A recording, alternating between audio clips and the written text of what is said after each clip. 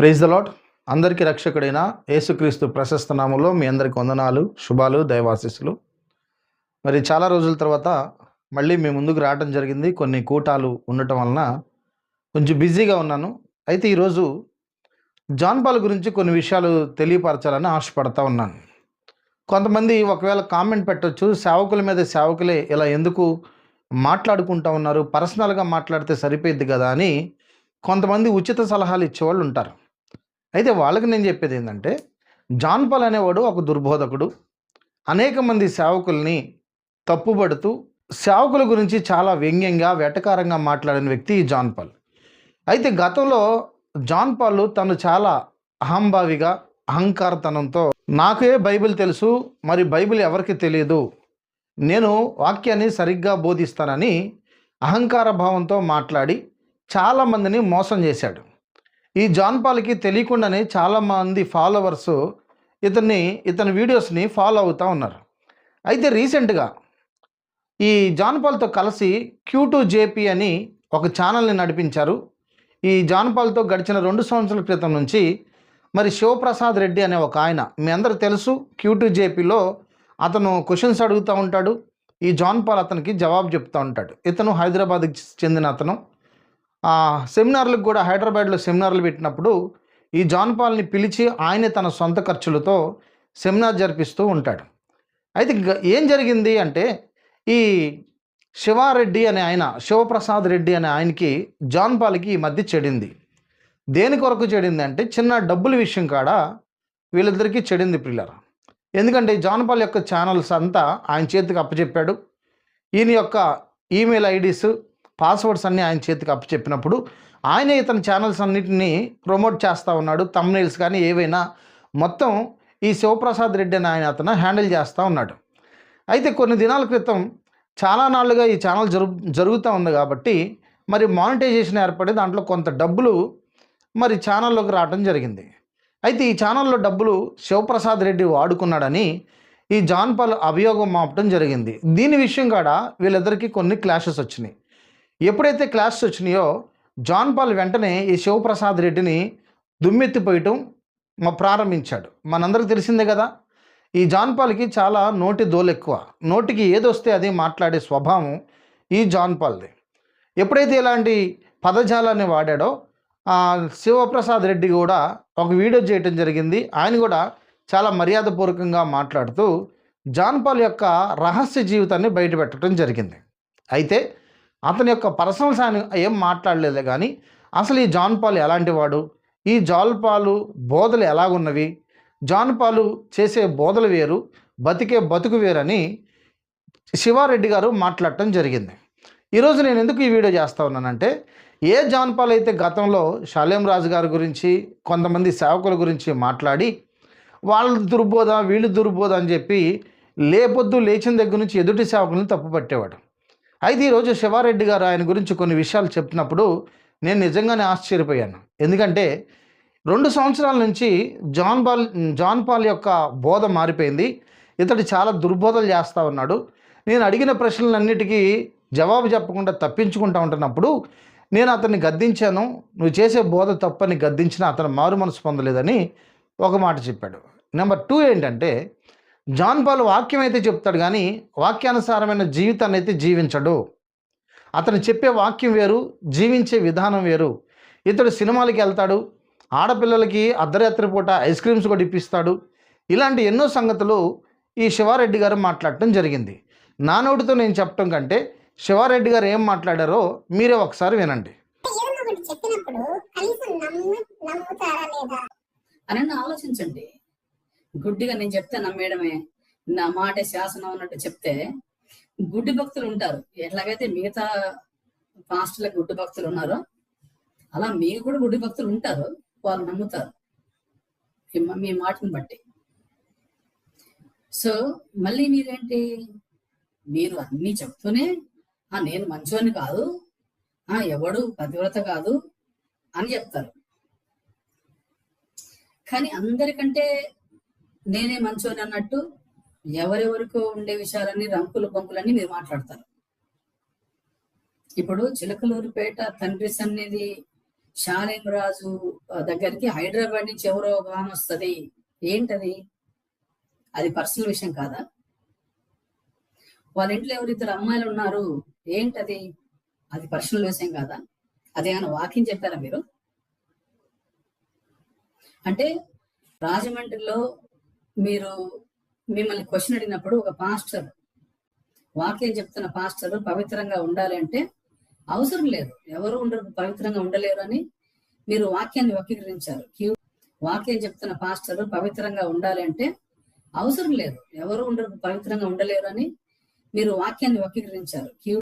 మొన్న వచ్చిన question and answers రాజమండ్రిలో 40వ నిమిషం నుంచి లాస్ట్ వరకు చూస్తే మీరు వాక్యాన్ని ఎంత వక్రీకరించారో ఇట్టే అర్థమవుతుంది. కాబట్టి నేను ఏం మాట్లాడలేను ఓకే అనే ఆ ధైర్యంతో మీ మాటలు వినేవాళ్ళు చాలా మంది ఉన్నారని ఒక కన్స్ట్రక్షన్ ప్లాట్ఫామ్ వేసి నాకు శత్రువులు ఉన్నారు, నన్ను చంపుతారు, నన్ను లేపేయాలని చూస్తున్నారు, ఏంటి మిమ్మల్ని అని దాని మీద ఒక మంచి స్టాండర్డ్ బిల్డింగ్ కట్టి అందరు వెధవలు, కుక్కలు, నక్కలు అని చెప్పి మీరేదో పెద్ద పతివ్రతలాగా తప్పించుకొని పోదాం అనుకున్నారా? ఏం చూపిస్తారు? నేనేం మోసం చేసి ఉంటాను మీకు?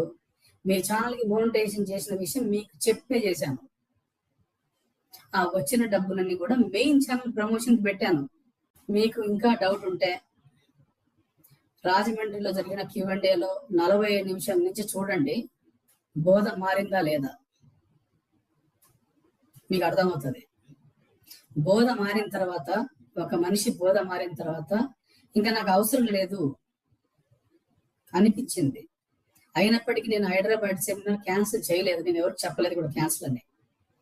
అయితే హైదరాబాద్ మీటింగ్ అయిపోయిన తర్వాత హైదరాబాద్ ఇంకా సెమినార్ పెట్టరు అని మీరే డిసైడ్ చేసుకొని చెప్పి, మీరు చెప్పిన తర్వాత కూడా నేను ఎందుకు పెడతాను? ఈ రోజుల నుంచి నేను మిమ్మల్ని ఫాలో, మీరేదో నన్ను పెద్దవాళ్ళని చేసిన అన్న ఫీలింగ్ లో మీరు ఉన్నట్టున్నారు. Q2JP ఛానల్ వీడియోస్ ని డిలీట్ చేసి ఆ ఛానల్ కూడా డిలీట్ చేస్తాను, నాకు అక్కర్లేదు. ఓకే, నేనేదో అంటే ఇప్పుడు మిమ్మల్ని ఫాలో అయ్యేటోళ్ళందరూ పెద్దోళ్ళు, అంటే మీరు లేకపోతే ఎవరు లేరు అనే ఒపీనియన్తో మీరు ఉన్నారు, అంతేనా? బెటర్ ఇక్కడ దీంతో ఆపేసి, నేను నాకు తెలిసిన ఎన్నో విషయాలు నేను చెప్పలేను, అది నీకు కూడా తెలుసు. ఓకే, వాటిని చెప్పే పరిస్థితి తీసుకురాకని కూడా చెప్పాను, ఎందుకంటే ఏ పరిస్థితి వచ్చినా నేను చెప్పాను. బ్రదర్ విషయం చెప్పండి. జాన్పాల్ గుడ్డ ఆయన చెప్తాడు కదా, మంచివాడు లేడు ఒక్కడు కూడా లేడని. నేను అలా చెప్తాను గుడ్డని? ఆయన చెప్తాడు నేను మంచివాడిని చెప్పుకుంటే అది అబద్ధం అని. ప్రతి వాడికి పర్సనల్ లైఫ్ ఉంటది, ప్రతి వాడు తప్పు చేస్తాడు, పడిపోతాడు అని ఆయన చెప్పాడు. ఆయన్ని అడగండి మీరు, జాన్పాల్ గుడ్ ఆర్ బ్యాడ్ అని సంగతి. ఓకే, ఏమైంది బ్రదర్ ఇంతకి? చెప్పాను కదా బ్రదర్, ఇది ఏం కాలేదు అంటే అసలు నాకు తెలియదు. ఈ రోజు లైవ్ పెట్టిన సంగతి నాకు చాలా మంది చెప్పడం వల్ల చూశాను అసలు ఏం మాట్లాడతారని. కానీ చాలా వర్స్ట్ బిహేవ్ చేశారు. అంటే అది ఆయన స్తోమత, అంటే ఏమంటారు, that is his character maybe, but I cannot speak like that. వాక్యం తప్పు చెప్తాడు అనేది నేను చెప్పలేదు, కానీ ఈ మధ్య వక్రీకరించాడు, అదైతే నేను 100% చెప్పగలను. ఒక విశ్వాసి గాని, ఒక బోధకుడు గాని వాక్యం చెప్పిన తర్వాత వాక్యానుసారంగా జీవించకపోతే అటువంటి వాడు వాక్యం వినడం ఎందుకు? ఇప్పుడు నేను ఎందుకు తెలుసుకోవాలి వాక్యము? నాకు వాక్యం మీద అవగాహన ఎందుకు రావాలి? దేవుడు నన్ను ఎలా బ్రతకమన్నాడో నాకు తెలిస్తే నేను అలా బ్రతకగలను కాబట్టి అవగాహన రావాలి. నేను అలా బ్రతకలేనప్పుడు నాకు ఆ వాక్యం మీద అవగాహన దేనికి? ఏం చేసుకుంటాను నేను ఇంత వాక్యం నేర్చుకొని పౌలు చెప్పినట్టు నేను అందరికీ బోధించి నేనే భ్రష్టుని అయిపోదనేమో అని నా శరీరాన్ని నల్లగొట్టుకుంటున్నా అంటే, శరీరాన్ని నల్లగొట్టుకున్న దేనికి అంటే వాక్యం చెప్పడానికి అని చెప్పి వక్రీకరించాడు. తిమోతికి రాసిన పత్రికలో నువ్వు ఇతరులకు మాదిరిగా ఉంటూ నేను ఎవరు ప్రశ్నించకుండా ఉండడానికి అన్నప్పుడు దాన్ని మరి ఏం వక్రీకరిస్తాడో తెలియదు. నేను యేసుప్రభుని పోలు నడుచుకున్న ప్రకారం మీరు నన్ను పోలు నడుచుకోండి అంటే అది కూడా వాక్యం గురించే చెప్పాడు.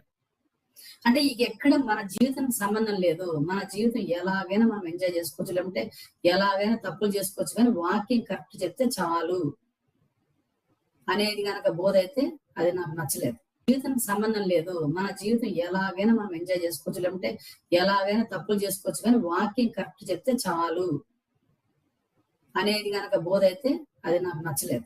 నేను అడిగాను, ప్రశ్నించినప్పుడు దానికి చాలా కేకలు చెప్పాడు. 1 తిమోతిలో రాశాడు ఎవరు, నీ యవ్వనం బట్టి ఎవరిని తృణీకరింపకము, మాటలోను ప్రవర్తనలోను ప్రేమలోను విశ్వాసంలోను పవిత్రతలోను విశ్వాసాలకు మాదిరిగా ఉండును అన్నాడు. మాట అన్నాడు అంటే మాట కూడా మాదిరిగా ఉండాలి, ప్రవర్తన మాదిరిగా ఉండాలి, విశ్వాసం మాదిరిగా ఉండాలి.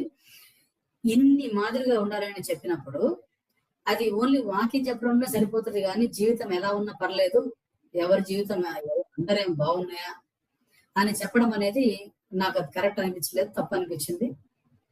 నేను అడిగాను, మీరు బెగ్గర్ భానుతో ఫోటో దిగారు, అప్పుడు కొంచెం అనుమానం వచ్చింది. ఓకే, బెగ్గర్ భానుతో మేము ఫోటో దిగలేదు, మీకు ఆ రోజు ఆడియో రికార్డింగ్ పెట్టాము అంటే ఎంతకుముందు బాగానే చెప్పాడు. మీ పాత వీడియోస్ చూడండి, 2 years బ్యాక్ 2 years బ్యాక్ లో ఉన్న బోధకి ఇప్పుడు బోధకి చాలా తేడా వచ్చింది.